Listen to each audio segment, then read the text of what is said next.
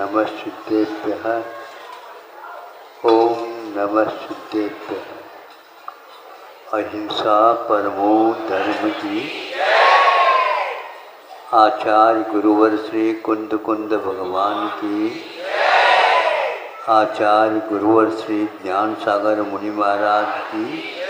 जय परम पूज्य संत श्रवणीय आचार्य भगवान विद्यासागर जी महामुनि राज की। समस्त आचार्य संघ की।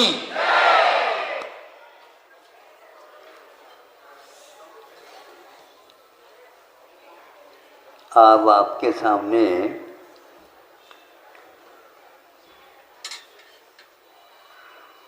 प्रतीक के साथ दो व्यक्तित्व के परिचय दे रहा हूं।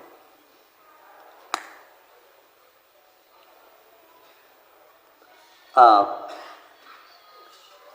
सुबह उठते ही अपना सर्वप्रथम दर्पण को हाथ में लेते,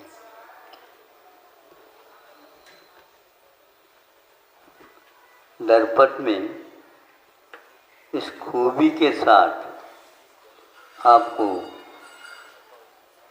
अन्य कहीं भी जाओ उस दृश्य को कोई भी नहीं दिखा सकता। दर्पण में ऐसा कौन सा गुण है वह दर्पण स्वयं नहीं दिखता और आप अपने आप का परिचय प्राप्त कर लेते।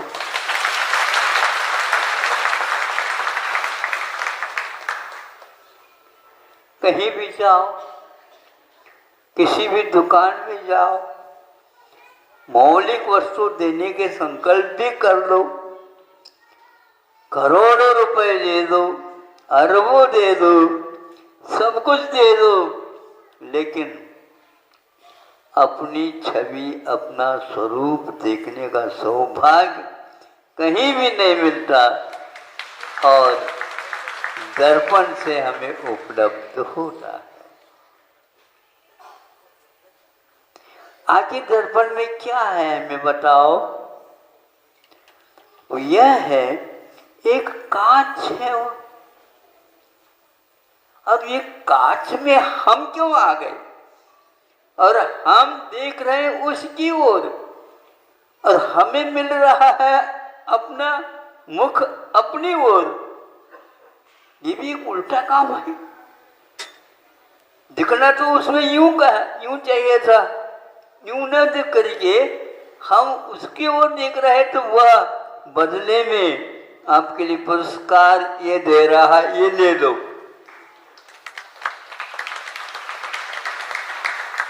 आप देखते रहो, सबको भूल जाओ, सबको भूल जा, क्योंकि इष्ट पदार्थ अपने को उपलब्ध हो रहा है। और उस कांच में क्या परिवर्तन हुआ और कुछ नहीं, पीछे बाजू को वह केसरिया रंग या सिंदूर आदि का लेप कर रखा है। जो ही उसको हम लेप को निकालते हैं आप गायब हो जाएंगे। वह इन दोनों प्रतीकों के माध्यम से हम प्रतिदिन का जो देव दर्शन है, इसका महत्व, उसका मूल्य और अनमोल, दुर्लभ और अन्यत्र अशक्य कभी भी उपलब्ध नहीं हो सकेगा। ऐसा प्रतिदिन कोई संकल्प लेता है तो ये कितना अच्छा है ये, और इससे कुछ नहीं होता। आचार्यों ने कहा, जिन बिंब दर्शन से अपने आत्मा का ज्ञान होता है, अपने स्वरूप का बोध होता है, अपने दोषों को हम अपनी आंखों से देख करके जल्दी जल्दी उस कालिमा को मिटाने के लिए हाथ तो काम करने लग जाते हैं, पूर्ण नहीं मिटाते, दूसरी चीज के द्वारा उसको निकालने का प्रयास करते हैं। क्योंकि मेरा स्वरूप तो अलग है, मैं दिख रहा हूँ कुछ अलग है, इसलिए साफ सुथरा हो जाता है और लगता है कि मैंने आज अपने आप को पाया। ऐसे कैसा देखो, ये प्रत्येक 8 साल का लड़का भी है, वो भी देख लेता है, वह भी अर्घ चढ़ा लेता है। आप चढ़ाते, आप जो कार्य करते उसका वह अनुकरण करता है। यहाँ पर चढ़ाने से अपने को 2 लड्डू मिलेंगे, यह उसको बताया जाता है। इस लोभ से और माँ को वह श्रद्धान का विषय बना करके सब काम करता रहता है। जब अपना स्वरूप का सही बोध हमें अपने आप अपने हाथ में देख लो, कितने भी अच्छे बना करके आप स्वयं को नहीं देख पाते, नहीं आपके इस हाथ में किसी का प्रतिबिंब आने वाला है, इसलिए न स्व के लिए कार्य न ही पर के लिए कोई उपयोगी होगा। ऐसे आपके पास हाथ के लिए बहुत कुछ देते रहते हो, मलते रहते हो और सब कुछ होता है, लेकिन बदले में कुछ नहीं है। हाथों हाथ आपको उस दर्पण देखने से अपने आप का स्वरूप पर दूर, जब वह सिंदूरी को हम हटाते हैं तो वह काज होता है, और काज होता है तो उसके क्या बनता है, इसको एक प्रकार से पारदर्शिता आ जाती, हमारे आंखों में वह खटकती नहीं है। नहीं समझे, दर्पण के कारण हम पारदर्शिता से वंचित रह गए थे, और इस काज के माध्यम से उसके पार भी दूर पार तक देखते जाओ, उस पार का कोई अंत नहीं रहता। फिर भी ये काज से हम उस ओर जा रहे हैं, सूक्ष्म से सूक्ष्म को भी हम स्थूल रूप से देख रहे हैं। यह शुद्ध परमेष्ठियों का दर्शन का लाभ है। ये मिलता है नहीं, दिखने में नहीं मिलेगा, लेकिन उस कांच के माध्यम से हम पारदर्शिता के साथ उसको भी देख रहे हैं। वह अतीत को भी दिखा देता है। दर्पण में सुनते हैं, अतीत का नहीं दिखता, व्यतीत का नहीं दिखता, और बाद में जो होने वाला वह भी नहीं दिखता। समोसर में जाओगे, 60 इधर के भाव और 60 उधर के भाव, और वर्तमान को तो देख ही रहे हैं।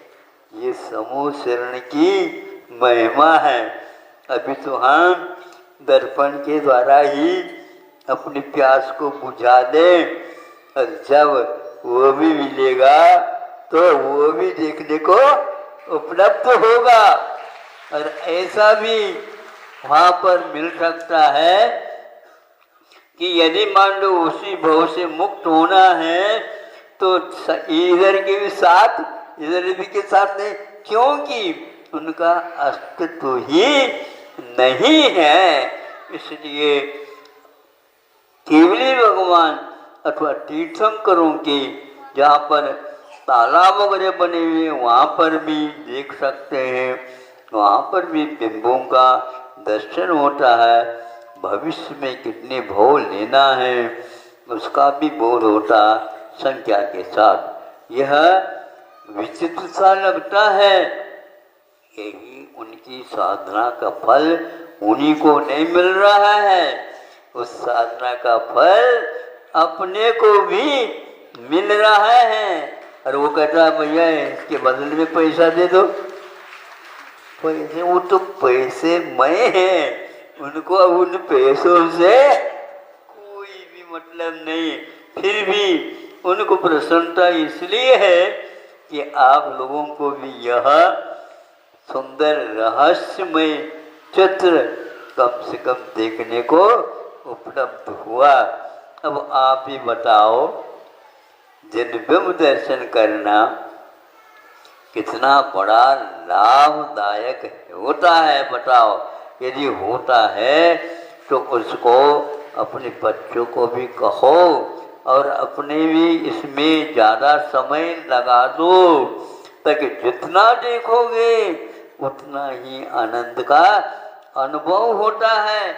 यहाँ तक कि धारणा प्रयोग में आचार्य समय अपने कुंद भगवान ने समय सार में लिख कहा है कि देखो, जब प्राथमिक दशा में मुनि महाराज साधना करते हैं उस समय बिंब की अवधारणा कर लेते हैं। जैसे बिंब में आप उसको आकार दोगे वही आकार मोर आकाश में भी वह स्थापित करके हम उस दृश्य को देख करके उनकी साधना के बारे में, उनकी भी जो धारणा पहले उन्होंने की थी उसके बारे में समझ सकते हैं कि हम भी इस प्रकार कर सकते हैं। और नीचे न रख करके एक प्रकार से आसमान में उन्होंने इसका दृश्य दिखाया। आसमान ने क्यों दिखाया? यहाँ पर दिखाते तो बहुत अच्छा होता, नहीं, आसमान में तो कोई दूसरा और दृश्य नहीं दिखेगा, केवल आसमान तो देखने योग्य है ही नहीं, उसको क्या एकमात्र वही बिंब दिखता है।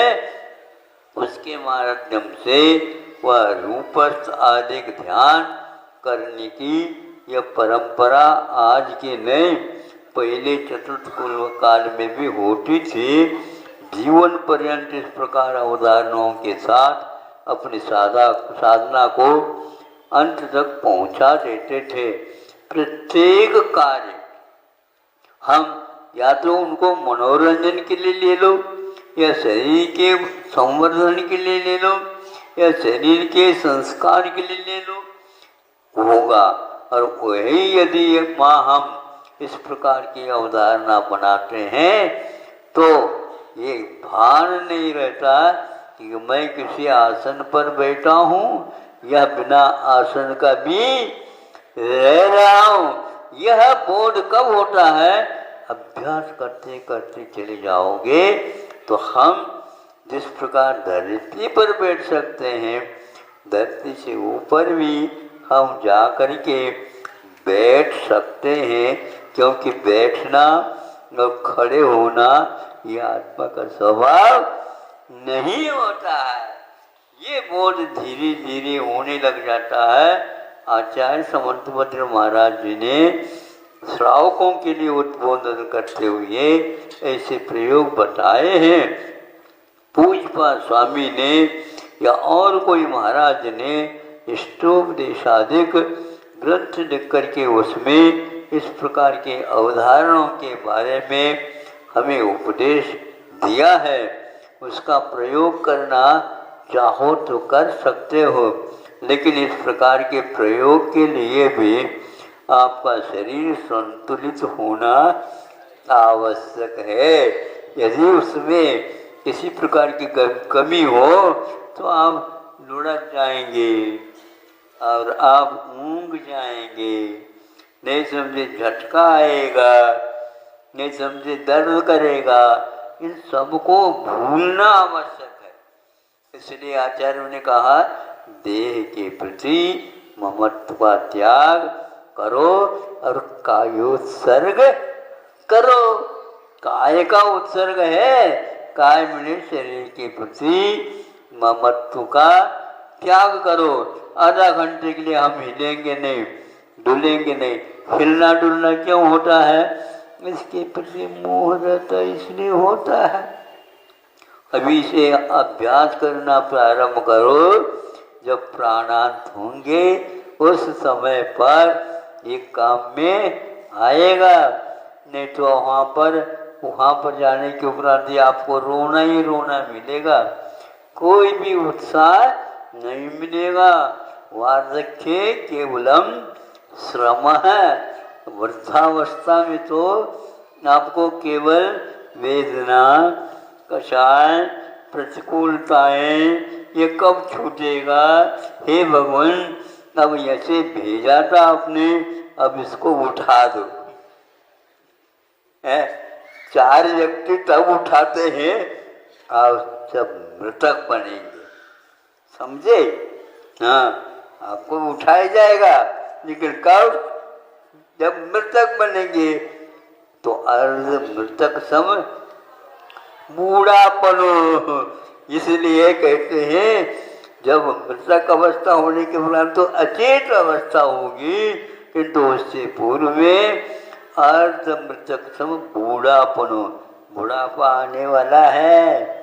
अभी जवान खूब नाच रहा कर रहा है, जब बूढ़े हो जाओगे तो मालूम पड़ेगा क्या होता है।